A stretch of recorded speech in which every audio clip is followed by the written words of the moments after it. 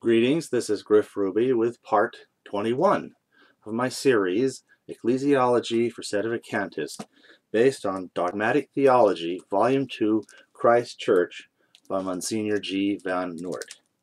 Picking up exactly where we left off, we continue with the proof of the church as a monarchical structure. B.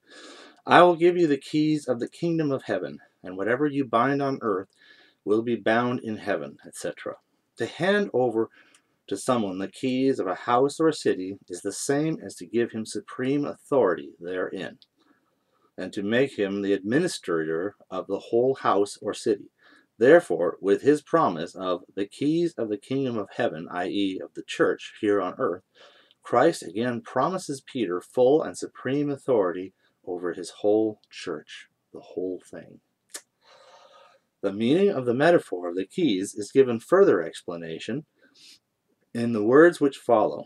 Since Peter is to be given supreme jurisdiction in the church, then whatever he binds or looses on earth will be ratified in heaven, i.e., by God. Of course, it is a question of bonds in the moral order, and so to bind means to impose an obligation, and to loose means to remove an obligation. This power is to be universal, whatever, always keeping in mind, of course, the character of the church and the purpose for which it was founded. Therefore, Peter will be able to provide all that will be necessary or useful for the governing of the whole church. That the kingdom of heaven is in truth the church here on earth is obvious. Certainly, Peter is not promised authority over the realm of glory. Besides, our Lord explicitly adds that whatever Peter binds or looses on earth will be ratified. Note, to have the keys means more than to have the power of binding. He who holds the keys is supreme in the kingdom, and consequently enjoys A, the power of binding, but B, supremely and independently. Perhaps others, too, will be able to bind within the same kingdom, but they will do so only in dependence upon him who holds the keys. 2. Proof from the words of the fulfillment of the promise.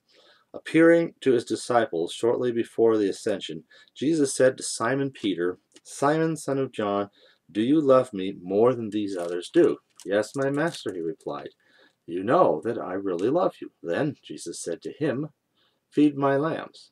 He asked him a second time, "Simon, son of John, do you love me?" "Yes, master," he replied. "You know that I really love you." Then he said to him, "Be a shepherd to my sheep." The third time he put the question to him, "Simon, son of John, do you really love me?" It grieved Peter that he had asked him the third time, "Do you really love me?" He replied, "Master, you know everything. You know that I really love you."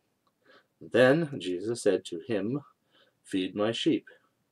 Evidently these words were addressed to Peter alone, who 3 times is called by his own name and that of his Father, and is clearly singled out from the other apostles. "Do you love me more than these others do?"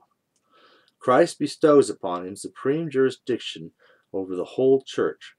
The lambs and sheep of the Lord indicate nothing other than the church, which is elsewhere compared to a sheepfold, and indeed the universal church.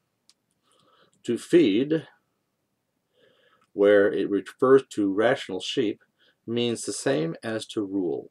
In this sense, kings are sometimes called shepherds of their people. Now, if Peter alone, apart from the rest of the apostles, is given the office of ruling the universal church of Christ, it follows that he is invested with real jurisdiction over all who belong to the church. See again, all who belong. For how could he fulfill his duty without this jurisdiction? But real jurisdiction over all is just another way of saying supreme jurisdiction. 3. This proposition is corroborated by many instances in which Peter is given preference over the other apostles, or in which he acts as their head. A. The bestowal of a new name. When Christ saw Peter for the first time, he said to him, "You are Simon the son of John. Your name shall be Cephas," rock, or Cephas. He actually gave him this name when he selected him as an apostle. Mark 3:16. Now, when God gives a man a name, it is not without a purpose, and our Lord himself explained what was behind the giving of this name, when he said, "And upon this rock, Kepha, I will build my church." B. Special honor is given to Peter. Christ teaches from Peter's boat, and after the miraculous catch of fish, he says in a special way to Peter alone, "You have nothing to fear. Hereafter you will be a fisher of men." He directs that the stater found in the fish's mouth be paid for himself and Peter.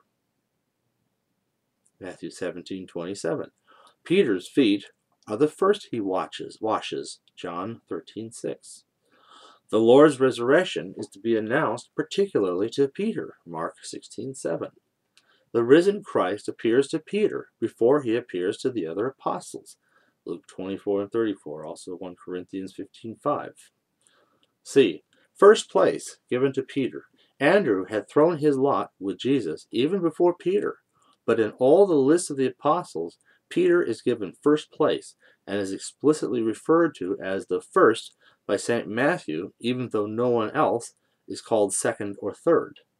The names of the apostles are as follows. First Simon, surnamed Peter, then Andrew his brother, James the son of Zebedee, etc.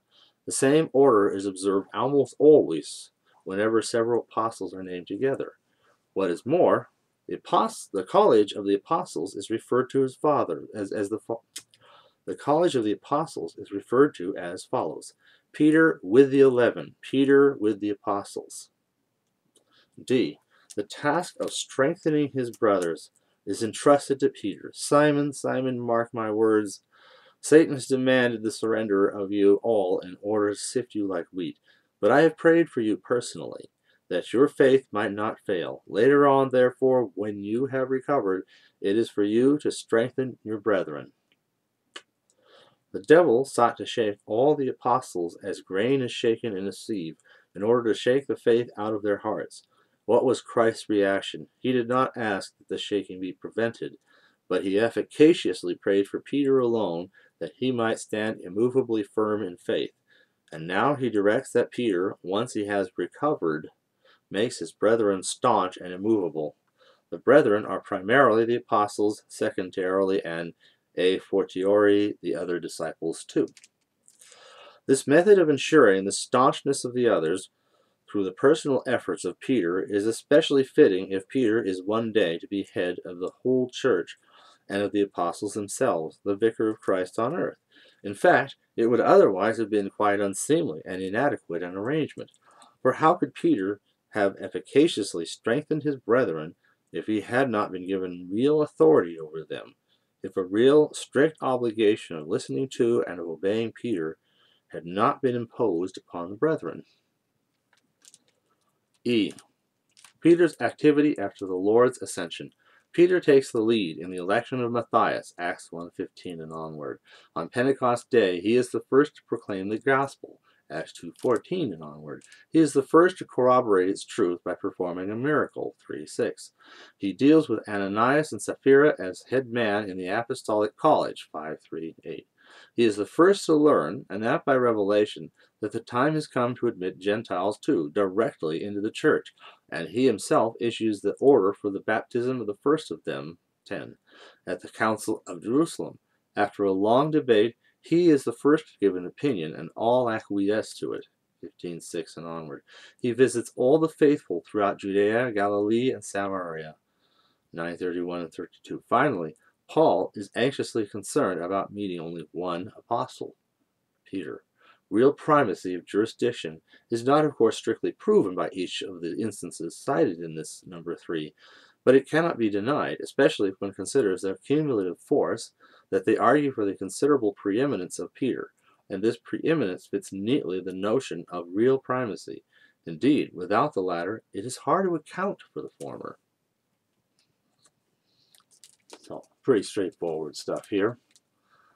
That is the doctrine. See you again next installment.